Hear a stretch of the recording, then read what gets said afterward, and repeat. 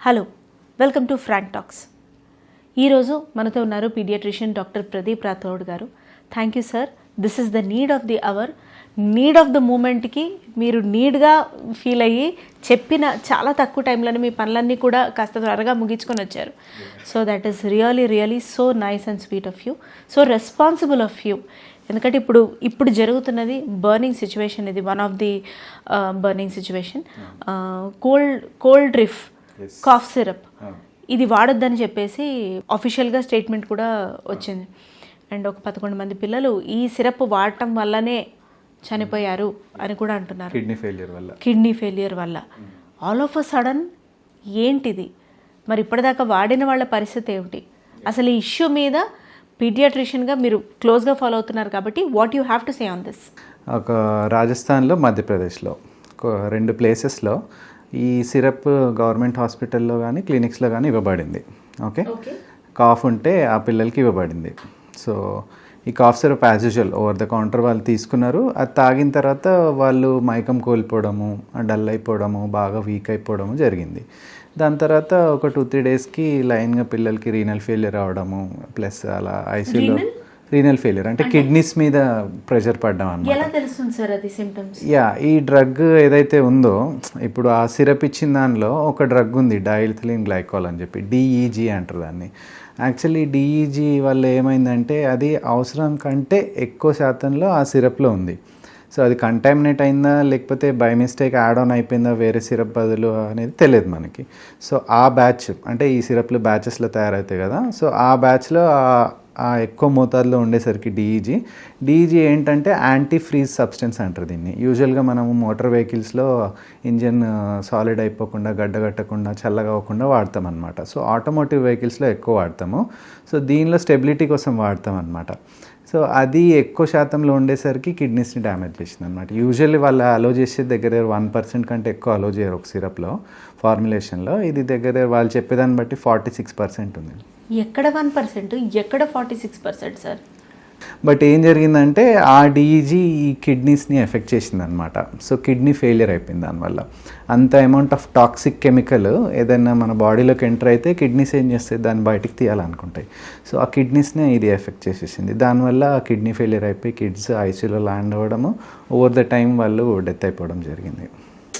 But it is very sad sir. It's a very unfortunate incident, చాలా బాధాకరమైన incident. ఎందుకంటే ఇండియాలో మనము cough syrups, cold syrups left and right రాస్తాము. Age age కాకుండా, అది కాకుండా జలుబు ఉందంటే జలుబు ఉంటే జలుబు సిరప్, కాఫ్ ఉంటే కాఫ్ సిరప్. ఈవెన్ మనం రాయనవసరం లేదు. ఇప్పుడు పేరెంట్స్ కూడా కాఫ్ ఉందని చెప్పి ఓవర్ ద కౌంటర్ వెళ్ళి కాఫ్ సిరప్ తీసుకుంటారు, కోల్డ్ ఉందని చెప్పి రకరకాల కోల్డ్ సిరప్స్ తీసుకుంటారు. సో కోల్డ్ ఉందని చెప్తారు, ఆ ఫార్మసిస్ట్ ఏమి ఇస్తాడో తెలియదు. సో వాళ్ళైతే అది కోల్డ్ సిరప్ అని వాడేస్తారు అనమాట.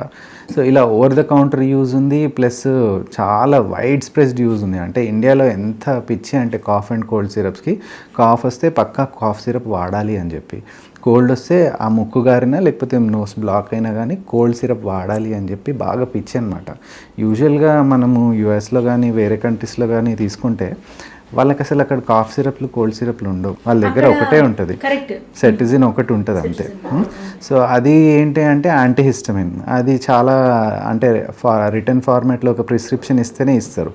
సో ఇండియాలో కూడా ఆ గైడ్లైన్స్ ఉన్నాయి. అంటే లెస్ దాన్ 2 ఇయర్స్కి కాఫ్ సిరప్ వాడద్దు, అండ్ లెస్ దాన్ 6 ఇయర్స్కి కొంచెం చూసి రాయాలి, ఒక ప్రిస్క్రిప్షన్ ఉంటేనే ఇవ్వాలి అని చెప్పి ఉన్నాయి guidelines. But over the counter use ఎంత ఎక్కువ ఉందంటే ఇట్స్ నాట్ రెగ్యులేటెడ్.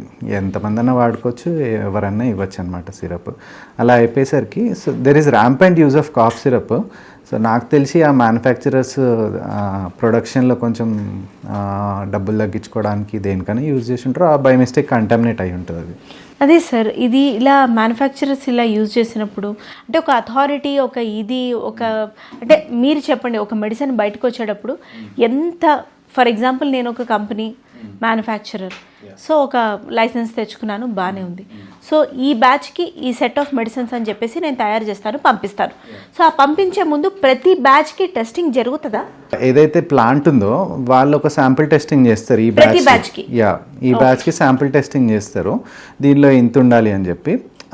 ఒకవేళ we are talking about a certified plant, ఇక్కడ సర్టిఫైడ్ ప్లాంట్ అంటే WHO GMP సర్టిఫైడ్ ప్లాంట్స్ ఉంటాయి.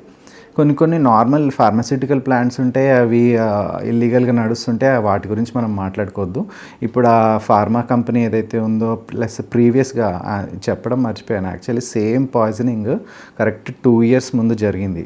ఇది ఆఫ్రికాలో కూడా సేమ్ డ్రగ్ DEG అని చెప్పి డైథిలిన్ గ్లైకాన్ వల్ల diethylene glycol same drug cough సిరప్లో మిక్స్ కావడం వల్ల ఆఫ్రికాలో కూడా ఒక కంట్రీలో 66 people చనిపోయినారు. అండ్ అన్లక్కీ థింగ్ ఏంటంటే అక్కడికి ఈ డ్రగ్ పంపించింది కూడా మన ఇండియన్ ఫార్మా కంపెనీసే. మరి ఎలా సార్ ఇది ఇంత? So there could be A problem with regulation, there could be another problem with అంటే కాస్ట్ కటింగ్ చేయాలని వాళ్ళు కొన్నిసార్లు ఇప్పుడు ఒక సిరప్ ఉంటుందండి, ఫర్ ఎగ్జాంపుల్ ఒక కాఫ్ సిరపే ఉందనుకోండి, నేను ఒక కాఫ్ సిరప్ తీసి చూపిస్తాను మీకు, ఈ బ్రాండ్ నేమ్ కనపడకుండా చూపిస్తాను మీకు. సో ఇందులో మనకి ఇక్కడ కనిపించేది డ్రగ్స్, ఓకే, ఇది ఒక కాఫ్ సిరప్, దీనిలో levosalbutamol, ambroxol, guaifenesin, flavoured syrup base and tartrazine brilliant blue CF ఉంది. ఓకే, ఫస్ట్ పైన 3 డ్రగ్స్, ఓకే, యాక్టివ్ డ్రగ్ అంటారు దాన్ని. యాక్టివ్ డ్రగ్ అంటే ఈ డ్రగ్ మన బాడీ మీద పనిచేస్తుంది, ఓకే. అండ్ కింద ఉన్నవి ఏంటి అంటే ఎక్సిపియంట్స్ అంటారు, అంటే ఒక సిరప్ స్టేబుల్గా ఉండడానికి ఒకటి కావాలి, అండ్ దానికి కలర్ రావడానికి ఒకటి కావాలి, టేస్ట్ రావడానికి ఒకటి కావాలి. సో అట్లా కొంతమంది మనం గ్లిజరిన్ వాడతాము, అండ్ సార్బిటాల్ వాడతాము, అండ్ కొన్ని స్టేబిలైజింగ్ ఏజెంట్స్ వాడతాము, అండ్ దీనిలో కలర్స్ ఉన్నాయి చూడండి, టాట్రాజిన్ అండ్ బ్రిలియంట్ బ్లూ. సో ఇలా డిఫరెంట్ సబ్స్టెన్సెస్ వాడతాం. సో ఇక్కడ ఎక్కడైనా వాళ్ళు కాస్ట్ కటింగ్ చేసుకోవడానికి ఏమైనా యూజ్ చేసి ఉంటే మనకు తెలియదు. సో అందుకని ఇప్పుడు నేను దీని నుంచి చెప్పాలి, sorry to pass, diethylene glycan అని ఎక్కడ లేదు అక్కడ. యా, అది ఇది కరెక్ట్, చాలా మంచి క్వశ్చన్ అడిగారు. I think this is the best question of this interview. ఏంటి అంటే ఇప్పుడు ఆ సిరప్లో 3 డ్రగ్స్ చెప్పాను కదా, లివోసాల్బుటమాల్, గ్వైఫెనిసిన్ అని, అండ్ ఆ కోల్డ్ రిఫ్ ఏదైతే సిరప్ ఉందో అందులో కూడా CPM ఉంది, డెక్స్ట్రోమిథర్ఫన్ ఉంది, అండ్ ఫెన్రమైన్ మ్యాలెట్ ఉంది. సో 3 డ్రగ్స్ ఉన్నాయి. ఈ 3 డ్రగ్స్ వల్ల ప్రాబ్లం కాలేదు. ఏదైతే స్టేబిలైజింగ్ కోసం పెట్టారో, అంటే టేస్ట్ కోసం, థిక్నెస్ కోసం, అండ్ ఎక్కువ రోజులు ఉండడానికి, అండ్ ఆ కలర్ రావడానికి పెట్టారో, అందులో వీళ్ళు గ్లిజరిన్ ప్లేస్లో డైథిలిన్ గ్లైకాల్ వాడినారు. ఓకే, గ్లిజరిన్ అనేది ఏంటి మనకు తెలుసు కదా, కళ్ళలో వేస్తే ఆడుతుంది, and it is used in slightly mild substances to give thickness and also let it pass in to the intestine. So అది గ్లిజరిన్ అనమాట. మోస్ట్లీ గ్లిజరిన్ ప్లేస్లో అది వాడుంటారు ఆర్ కంటామినేట్ అయి ఉంటుంది. అండ్ ఇప్పుడు ఈ డెత్స్ అనేవి జరుగుతున్నవి డ్రగ్ వల్ల కాదు, ఇది మనం కరెక్ట్గా తెలుసుకోవాలి, వాడిన డ్రగ్ వల్ల కాదు. కాఫ్ సిరప్లో ఉన్న లివోసాల్బుటమాలో, డెక్స్ట్రోమిథర్ఫనో, CPM వల్ల వచ్చిన ప్రాబ్లం కాదు, స్టెబిలైజింగ్ సబ్స్టెన్స్ ఎగ్జిపియంట్స్ అంటారు వాడిని. అందులో ఒకే ఎగ్జిపియంట్ కంటామినెంట్ లాగా వచ్చి ఉంటుంది, దానివల్ల డెత్స్ అయినాయి. సో గ్లిజరిన్ ప్లేస్లో DEG వచ్చింది, నేను ఎక్స్పెక్ట్ చేస్తున్నా. సో గ్లిజరిన్ ప్లేస్లో DEG వచ్చి ఉంటుంది, దానివల్ల డెత్ అయ్యి ఉంటుంది. సో DEG కూడా ఆ పర్సెంటేజ్ చూడండి, 1% అలా ఉండాలి. ఇది హై అమౌంట్, 50%, 46% అలానే ఉంటే అది కిడ్నీ ఫెయిల్యూర్కి లీడ్ అయింది అనమాట, అంత చిన్న పిల్లలకి. So this is an alarming aspect sir. అది ఎంత అన్ఫార్చునేటో అంత అలార్మింగ్ కూడా కదా. సో విచ్ బై అంటే వేర్ బై పేరెంట్స్కి అందరికీ ఇది ఒక వార్నింగ్ సైనే. చూసి వాడండి, కరెక్ట్గా వాడండి, డాక్టర్ సూపర్విజన్ లేకుండా వాడకండి. సొంతంగా ఫార్మసిస్ట్ దగ్గరికి వెళ్ళి నా పిల్లాడికో పిల్లకో దగ్గుంది, 3 రోజుల నుంచి ముక్కు గారుతోంది, ఏదైనా మంచి మంది ఇవ్వండి. లేదు సార్, యాజ్ అ చైల్డ్ మా పేరెంట్స్ కూడా అన్ని ఓవర్ ద కౌంటరే వాడుంటారు. మన ఏజ్ లో అయితే అసలు డాక్టర్ దగ్గరికి జలుబుకి వెళ్ళిన దాఖలాలు ఏం లేవనుకుంటా నాకు తెలిసి. మాకు ఇచ్చిన డ్రగ్స్ అన్ని over the counter drugs, paracetamol, ఆ కోల్డ్ కి సెట్రిజిన్ ½ టాబ్లెట్ ఇచ్చింటారు. అంతే. వాళ్ళు వేసుకునే టాబ్లెట్స్ కూడా నేను సిరప్ వేసుకుంది, నాకు గుర్తులేదు. అన్ని టాబ్లెట్స్ 5 years తర్వాత నుంచి నాకు గుర్తుంది, అన్ని టాబ్లెట్స్ వేసుకోవడమే. So this is an alarming sounds. కానీ ఇప్పుడు సార్ మీరు చెప్పిన ఇంత కంపోజిషన్ ఈ ఇంటర్వ్యూ చూసిన వాళ్ళకి కొద్దో గొప్ప జ్ఞానం ఉండి అర్థం చేసుకున్న వాళ్ళకి తెలుస్తుంది. కానీ మన దగ్గర తెలుగు మాత్రమే వచ్చిన సంఖ్య, లేకపోతే ఏ భాష, ఒకటే భాష, హిందీయో తెలుగు, అది కూడా రాని సంఖ్య, కానీ జలుబులు దగ్గులు అందరికి వచ్చే సంఖ్య చాలా ఎక్కువ. మరి వీళ్ళల్లో ఇది వాడు, ఇంత మోతాదులో వాడు, ఇది వాడకని అవేర్నెస్ క్రియేట్ చేయడం ఎలా? పారాసెటమాల్ వస్తే జ్వరం వస్తే ఆ డబ్బా మీద రాసి ఉంటుందని చెప్పి డోసు ఈ వెయిట్కి ఇంత రాసి ఉంటుందని ఉంటుంది.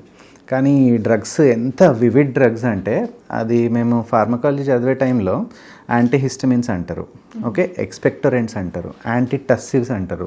సో చాలా ఫ్యామిలీస్ ఆఫ్ డ్రగ్స్ ఉంటాయి అన్నమాట. వాటిని కొంచెం కలిపి ఒక డ్రై కాఫ్కి, ఒకటి వెట్ కాఫ్కి, ఒకటి ముక్కు గారేదానికి, ఒకటి ముక్కు బ్లాక్ అయిన దానికి, అండ్ ఒకటి అలర్జీకి అంటే దుమ్ముకు వచ్చే అలర్జీకి, ఒకటి ఆస్తమాకి అని చెప్పి చాలా డ్రగ్ కాంబినేషన్స్ ఉంటాయి. ఏది మనము అంటే ఓవర్ ద కౌంటర్ తీసుకునే ఛాన్సే లేదు అసలు. ఒక పేషెంట్కి ఇప్పుడు ఒక పేషెంట్ వచ్చారు మొన్న, వాడు 7 years పుట్టినప్పటి నుంచి నేనే చూస్తున్నా. వాళ్ళకి నేను ప్రతిసారి చూసి వీడికి మైల్డ్ కాఫ్ ఉంది, వీడికి కోల్డ్ ఉంది, ఒక డ్రగ్ రోజుకి సాయంత్రం ఒకసారి వేసుకోండి అని ఇచ్చేస్తా, ఓకే, కోల్డ్కి కాఫ్కి. అండ్ అది కాకుండా వాడికి సడన్గా వెట్ కాఫ్ వచ్చింది. ఎప్పుడు రాలేదు వాడికి 7 yearsలో వెట్ కాఫ్ ఆయాసం ఎప్పుడు రాలేదు. ఈసారి వచ్చింది. వాళ్ళు పక్కన వాళ్ళు చెప్పారని చెప్పి నెబులైజేషన్ వాడడం స్టార్ట్ చేసినారు. అది కాంప్లికేట్ అయింది. సో పేరెంట్స్ ఏం తెలుసుకోవాలంటే కాఫ్ కోల్డ్కి మనం డాక్టర్ రాసిన ప్రిస్క్రిప్షన్తో పాటు ఫాలోఅప్లో ఉండాలి. అంటే బ్యాడ్ అవుతుందా గుడ్ అవుతుందా మేము చెప్తాం. ఆయాసం వస్తే రండి, వెట్ కాఫ్ వస్తే రండి, గ్రీన్ కలర్ స్ఫూటం వస్తే రండి, ముక్కులో థిక్ సెక్రీషన్స్ వచ్చి తన బేబీకి ఇక్కడ చెస్ట్ రిట్రాక్షన్స్ అంటారు, అంటే డొక్కలు ఎగరేయడం అంటారు, అండ్ ఫాస్ట్గా బ్రీతింగ్ అంటారు, ఇవన్నీ వస్తే రండి అని చెప్తాం. అంతేగాని ఈ కోల్డ్ సిరప్ లాస్ట్ టైం వచ్చింది కాబట్టి ఈసారి పనిచేస్తుందని చెప్పలేము. అండ్ ఈ cough syrup last time dry cough ఉంది కాబట్టి ఈసారి కూడా డ్రై కాఫ్ ఉంది కాబట్టి ఇదే వాడమని చెప్పలేము. సో కాఫ్ సిరప్స్ రిపీట్ చేయలేం, కోల్డ్ సిరప్ రిపీట్ చేయలేం. ఇలా ఇప్పుడు ఇలాంటి కేసు అయింది కదా సార్, ఇలా ఇప్పుడు ఇక్కడ వాడద్దని చెప్తున్నారు ఇలా, ఓకే, కానీ ఇలా మెడిసిన్స్ని రెగ్యులేట్ చేయాలంటే అంటే ఎలా ఏం చేయాలి? లేదు, actually there are clear cut guidelines అండి. ఈవెన్ యుఎస్ నుంచి గైడ్లైన్స్ ఉన్నాయి, మన ఇండియన్ గైడ్లైన్స్ కూడా ఉన్నాయి. ఏంటి అంటే less than 2 years ఏజ్లో కాఫ్ సిరప్ వాడద్దు. Only on prescription, on person to person basis. అంటే ఈ పర్సన్కి ఇది కావాలి, ఈ పర్సన్కి ఇది కావాలని యాజ్ ఎ డాక్టర్ నేను డిసైడ్ అవుతే వాడడంలో మీనింగ్ ఉంది. అది కూడా నేను రాసిస్తాను, 3 రోజులు వాడాలి, లేకపోతే ఈ కాఫ్ మీకు తగ్గిపోయింది అనిపించినప్పుడు ఆపచ్చు 3 days తర్వాత. లేదు ఈ కాఫ్ నేను రాస్తున్నాను కానీ మీరు 3 things చూడాలి. ఒకటి ఆయాసం పడ్డము, ఒకటి డొక్కలు ఎగరేయడము, లేకపోతే తను నిద్రలో లేచి బాగా దగ్గడము, ఇవన్నీ ఉన్నాయనుకోండి రిటర్న్ రావాలని చెప్తాం. సో ఈ విధంగా prescription based plus what to expect in next few days అని రాసిస్తేనే దానికి మీనింగ్ ఉంటుంది. అంతేగాని మావాడికి ముక్కు కారింది అని చెప్పి వెళ్ళి ఓవర్ ద కౌంటర్ తీసుకోవడంలో ఆ ముక్కు కారేది ఆగుతుంది కానీ డిసీజ్ ఆగదు. ఇప్పుడు నేను లాస్ట్ టైం చెప్పినట్టు ఒక వైరస్ వల్ల డిసీజ్ వస్తుంది. ఆ cold syrup or cough syrup వాడడం వల్ల వైరస్ చనిపోదు, వైరస్ దానిపైన చేసుకుంటూ పోతుంది. సో ఒకవేళ బ్యాడ్ వైరస్ ఉందనుకోండి దానివల్ల ఆగదు. సో అక్కడ మిస్ అయిపోతారు కిడ్స్, లేట్ స్టేజ్లో వస్తారు. ఇప్పుడు ఆ సిరప్ 3 రోజులు వాడి ఆయాసంతో వచ్చారనుకోండి, నేను ఫస్ట్ డే సెకండ్ డే చూడలేదు, ఆయాసంతో వచ్చారు, థర్డ్ డేకి నేను అడ్మిట్ చేయాల్సిందే కదా వాళ్ళని. యా, సో కొంత పిల్లల్ని చూస్తే నాకేం అర్థమవుతుందంటే it could be a serious disease. Within 1 day వీడికి బాగా సిమ్టమ్స్ కనిపిస్తున్నాయి, బ్యాడ్గా ఉన్నారు అని చెప్పి సీరియస్గా ఉండి ఫాలోఅప్లో ఉండండి, మీరు ఏదైనా సిమ్టమ్స్ ఉంటే రండి అని నేను చెప్పగలుగుతాను. సో ఓవర్ ద కౌంటర్ వాడడం వల్ల ఏంటంటే కొన్నిసార్లు లేట్ ప్రజెంటేషన్, అది వాళ్ళకి అర్థం కాదు, డిసీజ్ బ్యాడ్ అయిన తర్వాత వస్తారు. సో కాంప్లికేషన్స్ ఎక్కువ ఉంటాయి. ఇంకోటి కొన్నిసార్లు చిన్న జలుబుకి చిన్న కాఫ్కి యూజ్ చేయడం వల్ల ఆ డ్రగ్ అబ్యూస్ తప్ప దానివల్ల ఆ జలుబు తొందర తగ్గిపోతుంది ఏముండదు. మీరు వినుంటారు, ఆ జలుబు మందు వాడితే వారంలో తగ్గుతుంది, జలుబు మందు వాడకపోతే 7 రోజుల్లో తగ్గుతుంది. సో ఇట్స్ ట్రూ, ఆ కాలంలో పెద్దవాళ్ళు చెప్పినారు కానీ అది ట్రూ. మందు వాడినా వాడకపోయినా తగ్గుతుంది.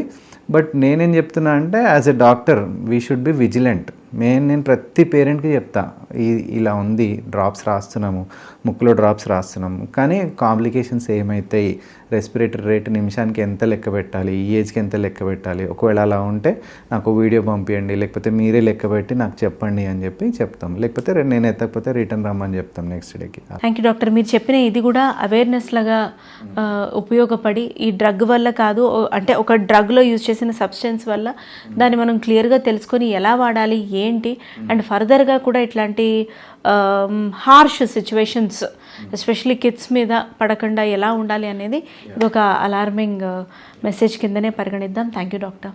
Thank you very much.